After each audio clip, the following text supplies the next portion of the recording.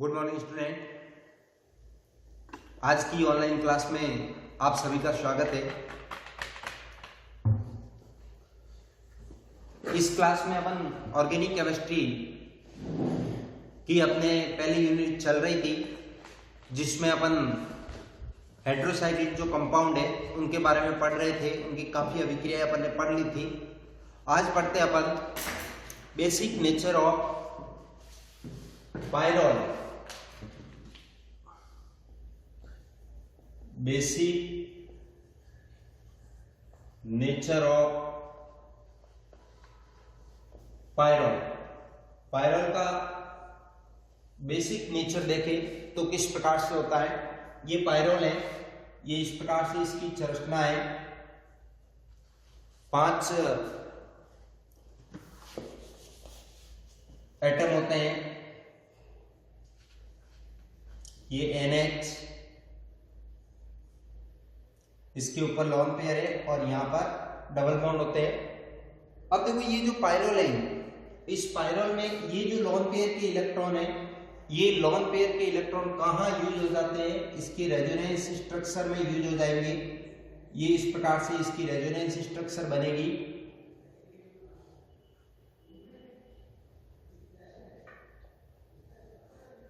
ये यहां पर क्या आ जाएगा? पॉजिटिव चार्ज आ जाएगा और यहां पर क्या आ जाएगा? नेगेटिव चार्ज आ जाएगा। ये इस प्रकार से फिर ये जो इलेक्ट्रॉन है यहां चले जाएंगे। ये इलेक्ट्रॉन कहाँ आ जाएंगे? इस पोजीशन पर आ जाएंगे और जो आगे की संरचना बनेगी वो इस प्रकार से प्राप्त हो जाएगी। ये अब की बार बॉन्ड यहां बन जाएगा, यहां है, और यहां पर क्या आ जाएगा? नेगेटिव चार्ज आ जाएगा।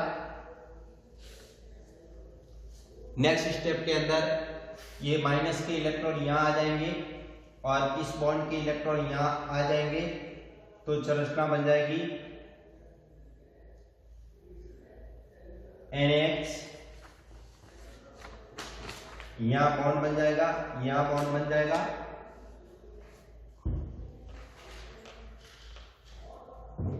और माइनस कहां आ जाएगा? यहां पर आ जाएगा। फिर नेक्स्ट स्टेप के अंदर ये इलेक्ट्रॉन यहां आ जाएंगे, ये इलेक्ट्रॉन यहां आ जाएंगे, NH माइनस यहां आ जाएगा,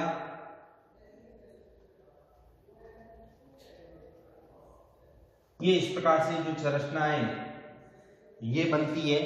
ये है resonance structure of pyrrole. Resonance structure of pyrrole. तो पायरोल के जो लोन पेयर होते हैं वो लोन पेयर किसके अंदर यूज हो रहे हैं? रेजोनेंस स्ट्रक्चर के अंदर यूज हो रहे हैं। ऐसी स्थिति में ये डोनेट करने के लिए अवेलेबल नहीं रहते हैं। इसलिए वी कैन से, अपन कह सकते हैं कि the basicity of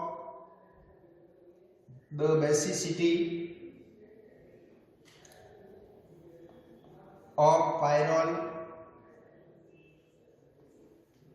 is very less. Pyrrole की जो बेसिसिटी होती है वो बहुत कम होती है। उसका कारण क्या है? क्योंकि पायरोल में क्या नहीं है? लोन पेयर के इलेक्ट्रॉन जो हैं वो किसमें यूज हो जाते हैं? रेजोनेंस स्ट्रक्चर के रूप में यूज हो जाते हैं।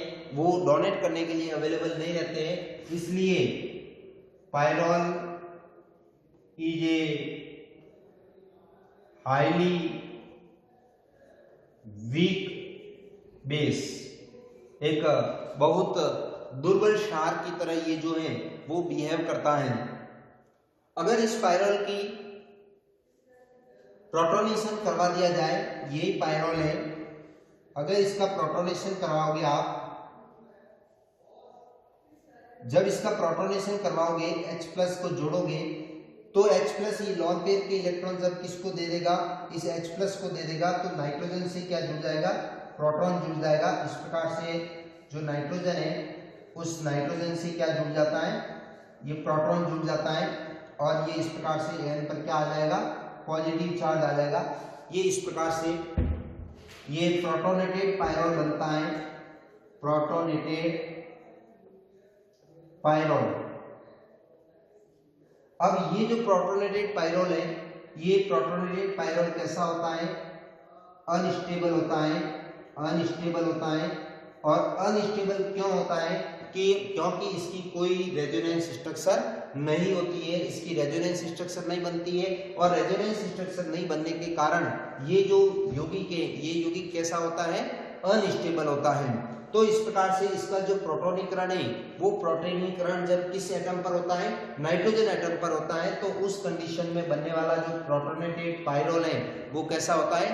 अनस्टेबल होता है। लेकिन यदि इसका जो प्रोटोनीकरण है वो कहां पर कर दिया जाए? इसकी इस पोजीशन पर 2 नंबर या इस पोजीशन पर 3 नंबर, इस 2 या 3 पोजीशन पर अगर इसका प्रोटोनेशन करते हैं तो उस कंडीशन में इसका प्रोटोनेशन हो जाता है और एक श्रृंखलाबद्ध आगे से आगे अभिक्रिया होती रहेगी और एक पॉलीमर का जो फॉर्मेशन है वो फॉर्मेशन हो जाता है और एक बहुत ही लंबी श्रृंखला का निर्माण हो जाता है। तो इस प्रकार से इसके अंदर जो प्रोटोनेटेड है वो प्रोसेस जो है वो अप्लाई की जाती है।